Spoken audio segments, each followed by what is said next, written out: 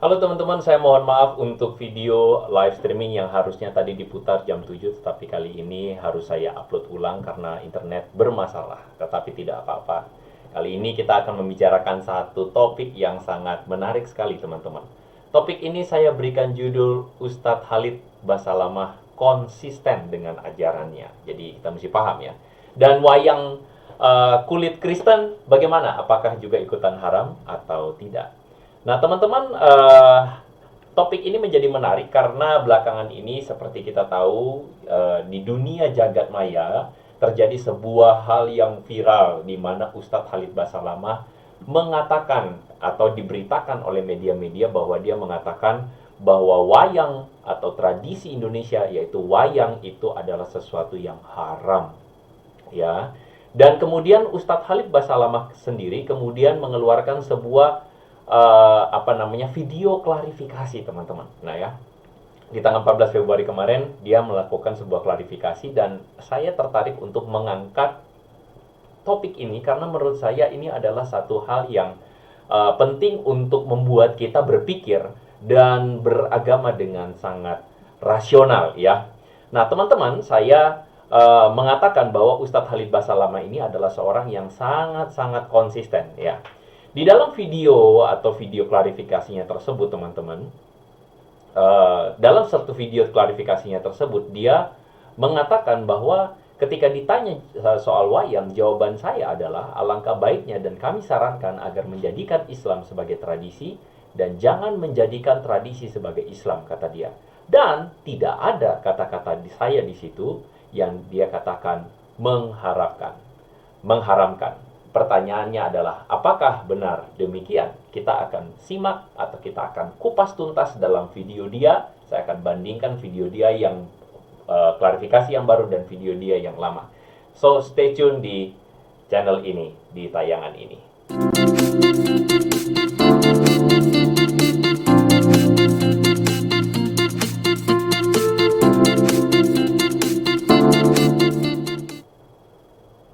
Oke.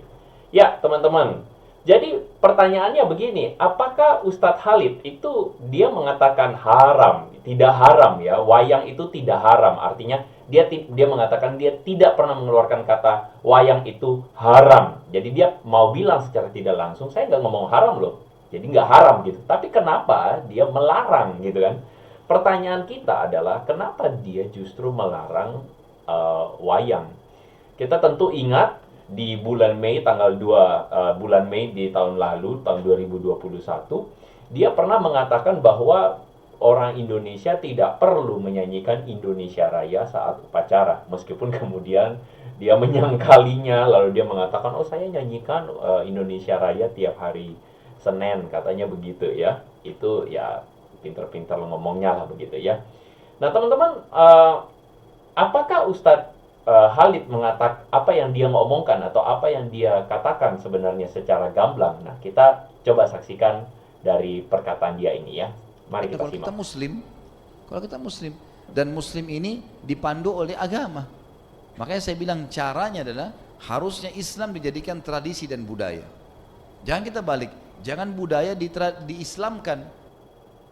Iya, teman-teman, itu adalah perkataan dia yang saya ambil dari video originalnya dia 4 tahun lalu ketika dia mengatakan atau berceramah soal masalah wayang itu sendiri ya. Atau kalau kita, Dia mengatakan seperti kalau kita misalnya summary-kan lagi apa yang menjadi perkataan dia, Muslim sejati itu harusnya dipandu oleh agama.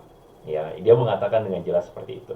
Dan Islam itu harus dijadikan tradisi, jangan dibalik. Dalam hal ini jangan sampai tradisi atau budaya itu dijadikan Islam. Maksud dia panduan hidup begitu ya. Jadi dia ingin mengatakan bahwa tradisi dan Islam itu berlawanan gitu ya.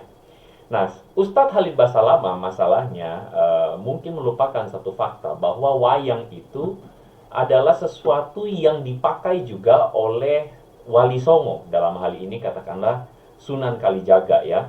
Jadi saya menemukan dalam satu tulisan mengatakan bahwa Sunan Kalijaga ini konon adalah pencipta wayang kulit ya, pengarang cerita-cerita wayang yang berjiwa Islam.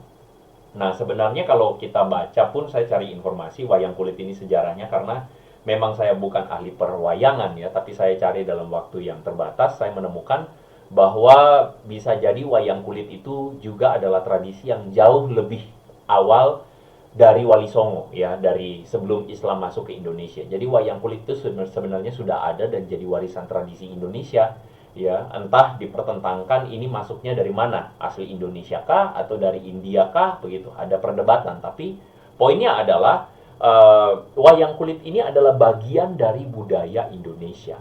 Dan Sunan Kalijaga itu menggunakan wayang kulit ini sebagai media untuk menyiarkan atau melakukan dakwah Islam ya. Nah, jadi Ustadz Khalid Basalamah melupakan fakta ini begitu. Menurut teman-teman gimana ya? Apakah wayang kulit itu tidak Islami, atau menurut teman-teman yang Muslim apakah wayang itu dilarang ya? Nah, memang kita harus mengakui bahwa Ustadz Basalamah tidak bisa lari. Dia harus mengakui bahwa wayang itu, bahkan ketika dipertanyakan kalau misalnya ada seorang dalang yang bertobat ya, kata dalam bahasa dia tobat nasuha, atau tobat yang benar-benar tobat, dia berarti wayangnya dimusnahkan. Dengan kata lain ya, dia pengen bilang bahwa sebenarnya wayang itu adalah sesuatu yang dilarang di dalam Islam, kata dia ya. Nah, teman-teman, saya menemukan ada sebuah foto-foto yang menunjukkan bagaimana ada penolakan. Di situ ditulis menolak dengan keras pemutaran wayang kulit. Lalu kemudian wayang kulit bukan budaya ajaran umat Islam. Pemutaran wayang kulit bukan syariat Islam. Ini foto-foto ini real loh ya, bukan editan loh teman-teman. Foto-foto ini real, dan bahkan ada ajaran untuk jangan memajang ya. Jadi saya menduga bahwa dalil yang dipakai oleh kaum mereka yang melarang wayang, kalau nggak bisa dibilang mengharamkan wayang, tapi melarang wayang, adalah jangan memajang foto makhluk bernyawa di dinding, gitu ya. Menggunakan dalil ini. Jadi Rasulullah pernah bersabda bahwa sesungguhnya para malaikat tidak akan masuk dalam rumah yang terdapat gambar di dalamnya. Ya, by the way teman-teman, jadi ingat nggak waktu berapa tahun yang lalu ada seorang ustadz juga yang mengatakan di dalam patung, di dalam salib itu ada jin, gitu ya. Siapakah ustadz tersebut? Ya, iya, jawab sendiri ya. Nah, teman-teman, kita lanjut ya. Ustadz Khalid Basalamah mengatakan tidak boleh ada Islam yang berciri khas Indonesia. Ini lebih lanjut Ustadz Khalid mengatakan hal ini. Kita saksikan. Standar yang mana yang harus dipegangi? Berarti nanti akan ada ciri khasnya sendiri. Di Indonesia ada Islamnya sendiri, di Amerika ada sendiri Islamnya. Jadi ini jadi masalah. Padahal sebenarnya Allah tidak menginginkan itu. Allah sebagai pencipta menginginkan kita punya standarisasi. Standarisasi. Jadi Allah alam, yang saya tahu lebih baik yang seperti ini. Kalau memang itu peninggalan nenek moyang kita, mungkin kita bisa kenang dulu, oh ini tradisinya orang dulu seperti ini. Tapi kan bukan berarti harus itu dilakukan, sementara dalam Islam dilarang. Kita sudah Muslim, harusnya kita tinggalkan. Iya ya. Jadi Ustadz Khalid Basalamah itu mengatakan bahwa tradisi wayang itu harus ditinggalkan ya. Dia mengatakan Allah itu tidak menginginkan ada Islam yang berciri khas Indonesia. Harus ada standarisasi. Jadi maksudnya standarisasi budaya. Makanya tidak heran bahwa mereka adalah kelompok yang melakukan atau menunjukkan ciri khas tertentu ya, yang mereka sebut sebagai ciri khas sunnah gitu ya. Jadi berpenampilan khasnya itu ya, janggutnya tanpa ada kumis, hanya janggut, lalu kemudian bajunya celana cingkrang dan sebagainya, bahkan hijab dan sebagainya itu harus syari'i dan sebagainya. Ya memang kelompok ini melakukan sebuah gerakan yang seperti itu, kita mesti mengakui, sehingga kita mesti maklum bahwa mereka mengatakan harus ada standarisasi budaya ya, standarisasi budaya di mana semua budaya itu nggak boleh diterima, hanya budaya yang disebut sebagai Islami yang dilakukan, yang diterima ya. Bahkan dia mengatakan tidak boleh ada ciri khas Islam Indonesia ya. Dia jelas-jelas mengatakan, teman-teman sudah dengarkan tadi ya. Dan dia bilang harusnya kita sebagai umat muslim itu tinggalkan budaya, dalam konteks yang dia sedang bicarakan, budaya wayang itu harus ditinggalkan. Nah, Ustadz Basalamah dan tradisi Indonesia ini, kalau kita lihat, kita bisa ambil kesimpulan dari videonya bahwa dia ini mengklaim bahwa Allah menginginkan supaya orang muslim itu punya standarisasi budaya ya. Dan Khalid Basalamah menabrakkan antara budaya lokal dengan ajaran Islam yang disebutnya bahwa budaya lokal itu tidak mencerminkan sesuatu yang disebut sebagai Islami ya. Dan implikasinya seorang muslim yang sejati harus meninggalkan tradisi lokalnya. Itu implikasinya ya, harus tinggalin tradisi lokalnya. Nah, saya mengajak teman-teman melihat melihat potongan dari video klarifikasi yang dia katakan. Ya, dan kami sarankan agar menjadikan Islam sebagai tradisi, jangan menjadikan tradisi sebagai Islam. Dan tidak ada kata-kata saya di situ mengharamkan. Saya mengajak ya agar menjadikan Islam sebagai tradisi. Makna kata-kata ini juga, kalau ada tradisi yang sejalan dengan Islam, tidak ada masalah. Dan kalau bentrok sama Islam, ada baiknya ditinggalkan. Dan ini sebuah saran. Iya, meskipun dia mengatakan ini adalah sebuah saran, tetapi jelas-jelas ini adalah sebuah ajakan untuk apa? Ajakan Ya, dan kami untuk sarankan, ajaran untuk Muslim sejati meninggalkan tradisi. Ya, clearly. Saya kira Ustadz Khalid Basalamah tentu saja kita menghargai ucapan minta maafnya karena menyakiti hati banyak orang, karena dia akhirnya ramai-ramai dilaporkan ya oleh orang yang merasa atau mencintai budaya wayang ya. Tetapi ya meskipun dia meminta maaf, tapi ini yang saya bilang, dia ini konsisten kok. Dia ini konsisten dengan ajarannya, dan di satu sisi bagi saya salut dengan Ustadz Khalid Basalamah karena memang dia konsisten dengan ajarannya dia, begitu ya. Nah, cuman masalahnya adalah ajaran dia ini, itu masalahnya ya. Seorang penggiat budaya kita kenal sama-sama, Bapak Sujiwo Tejo mengatakan, ini komentarnya menarik ya. Aku banyak dimintai tanggapan soal bahwa wayang harus dimusnahkan sebab haram. Tak satu pun kutanggapi sebab beragama juga ada semester-semesternya. Ini menarik ya. Orang-orang yang beragamanya semester-semester doktoral sebaiknya tidak menanggapi orang yang beragamanya semester tingkat pertama bersama TPB ya. Ya, ini sindirannya keren ya kalau saya bilang. Sindirannya ini keren sekali ya.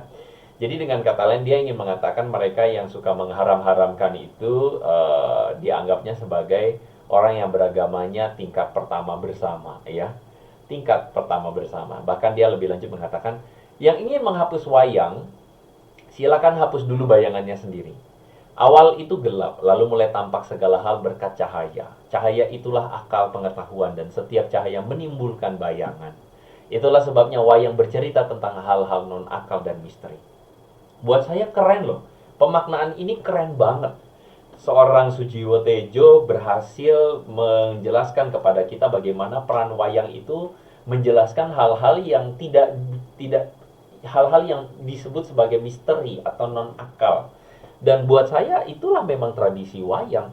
Karena memang wayang itu masuk di Indonesia itu pertama kali dan berhasil menceritakan tentang epik Mahabharata atau Ramayana, menyebarkan ajaran Hindu di tengah budaya Indonesia dengan baik, karena itu sesuatu yang sifatnya memang metafisika, sesuatu yang sifatnya adalah epic atau tales begitu loh teman-teman. Dan itu adalah satu kultur. Wayang itu adalah satu alat yang buat saya hebat ya, masuk dalam tradisi budaya Indonesia. Dan kita harus betul-betul menurut saya menghargai wayang itu sendiri ya. Bahkan ngomong-ngomong by the way ya, di beberapa tahun yang lalu itu Adidas pernah mengeluarkan sebuah statement minta maaf karena mengatakan wayang itu budaya Malaysia ya. Dan kita tahu bahwa wayang itu jelas-jelas tulen tradisi Indonesia. Wayang itu bahkan diakui sebagai warisan dunia dari UNESCO ya, warisan dunia dari Indonesia oleh UNESCO, diakui UNESCO. Bahkan 7 November itu diterima sebagai Hari Wayang Dunia ya. Hari Wayang Dunia. Nah, oke, sekarang kita masuk pada segmen ini. Pertanyaannya adalah, apakah agama dan budaya itu adalah kawan atau lawan? Apakah agama dan budaya adalah kawan atau lawan? Teman-teman, saya ingin membahas dari perspektif kekristenan, di mana kekristenan itu melihat bahwa Tuhan itu adalah Tuhan yang berinkarnasi, ya. Tuhan adalah Tuhan yang berinkarnasi. Nah, teman-teman, buat teman-teman yang tidak paham apa itu makna inkarnasi, inkarnasi itu adalah bagaimana penggambaran Yesus yang adalah Tuhan itu mengosongkan dirinya. Mengosongkan dirinya seperti kata Filipi pasal 2, dia tidak menganggap kesetaraan dengan Allah sebagai sesuatu yang harus dipertahankan, melainkan mengosongkan dirinya dan mengambil rupa seorang hamba. Jadi Tuhan yang mengosongkan dirinya dan kemudian menjelma menjadi manusia biasa. Nah, bagi banyak agama, jelas-jelas mereka tidak memahami, apalagi saudara-saudara kita yang muslim itu seringkali tidak bisa memahami Tuhan yang menjadi manusia. Itu bagi mereka tidak bisa paham.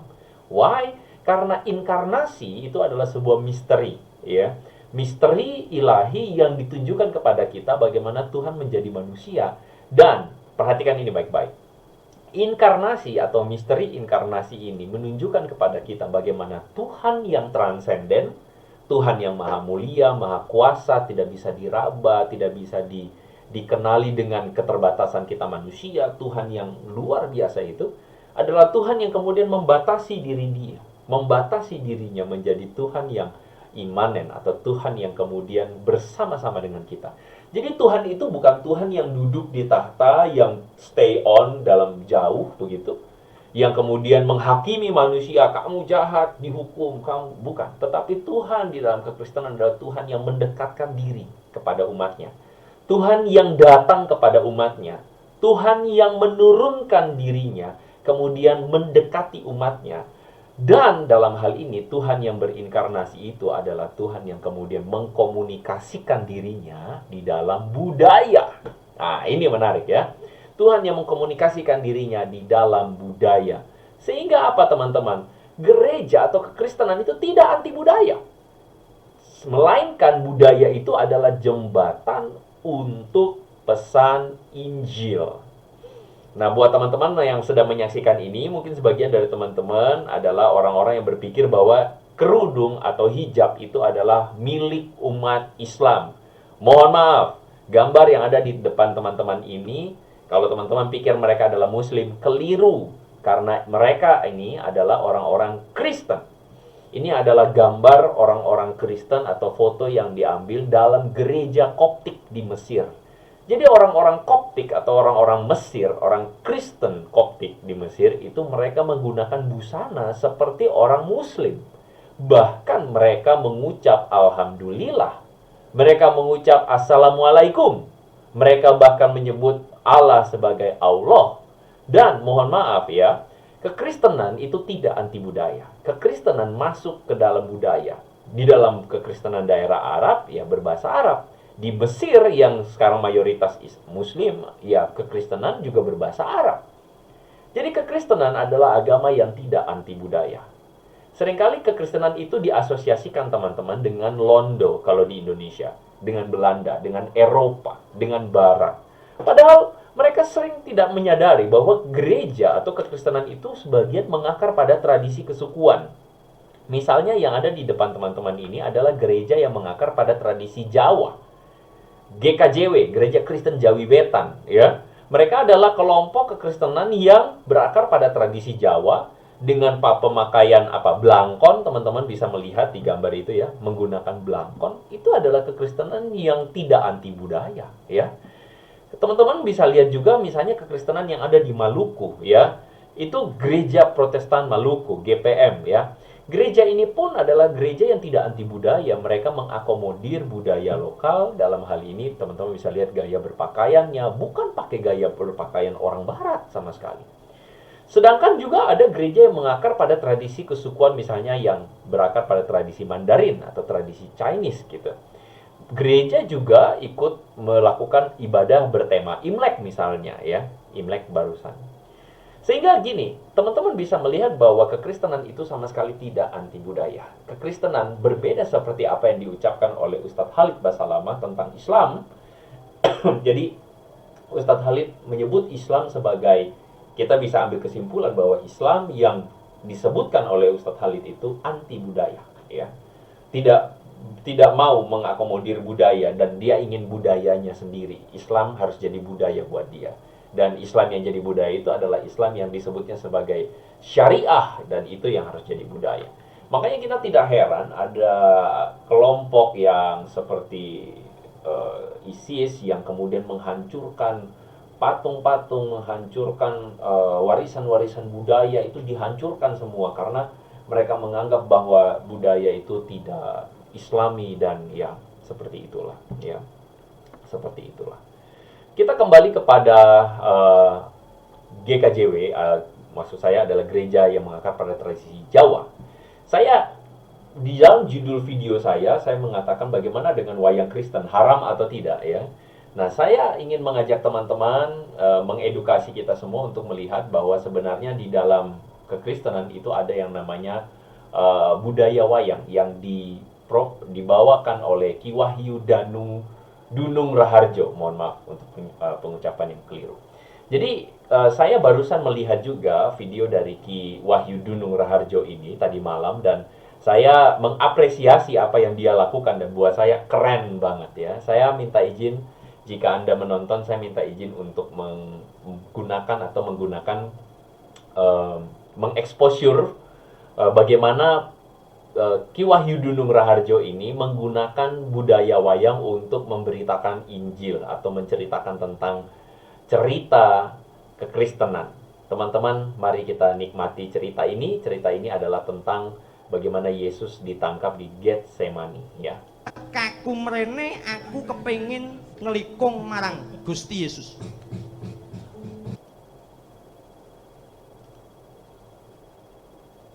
Gusti wis tak pasrahke marang para imam dadi bandaning para imam. Laknat lancang tumindakmu. Kowe bocah sing ora duwe panuwun marang Gustimu. 3 taun setengah kowe dadi murid Gusti Yesus opo entuk mbuh ra idep. Sing baku wektu dina iki para prajurit wis siaga bakal nyekel Gusti Yesus. Ya, bocah Namaja ngalang-alangi laguku. Wektu dina iki endi sing jenenge Yesus pasrahno marang aku? Kowe sapa? Aku Malkus. Aku iki prajurit ing Bait Allah. Aku ora duwe perkara karo kowe sumi. Ya, ini menceritakan tentang Malkus, ya, hamba imam besar yang sempat bersih tegang dengan Petrus, ya, teman-teman. Kira papan kene aja dadi pepalang cangkeme. Wah, lah kok dadi kaya mangkene?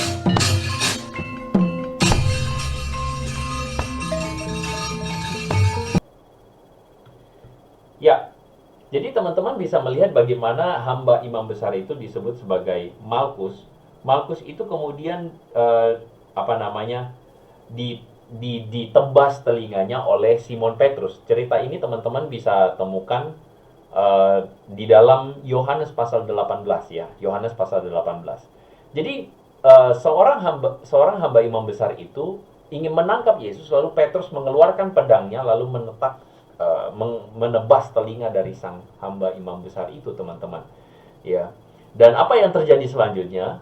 Ini menurut saya Dunung Raharjo, ya, Wahyu Dunung Raharjo ini menceritakan dengan baik sekali, ya. Kaku mrene. Kupengku.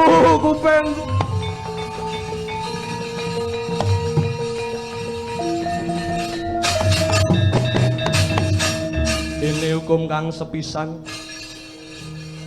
Tresnanono sapa? Tresnanono Gusti Allah. Jadi ini Gusti Yesusnya keluar, ya. Lalu kemudian Yesus mengatakan kepada Petrus. Kupengku. Aduh, sorry. Dene hukum kang sepisan. Tresnanono sapa? Tresnanono Gusti Allah. Yesus menyuruh Petrus menurunkan pedang. Simon Petrus. Kula wonten dawuh Guru. Sarungno pedang.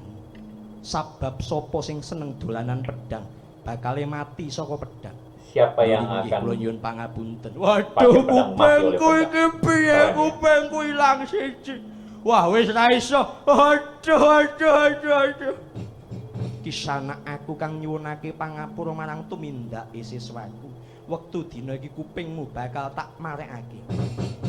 Ganepe kang kaping pindho. Tresnanono sasamaning.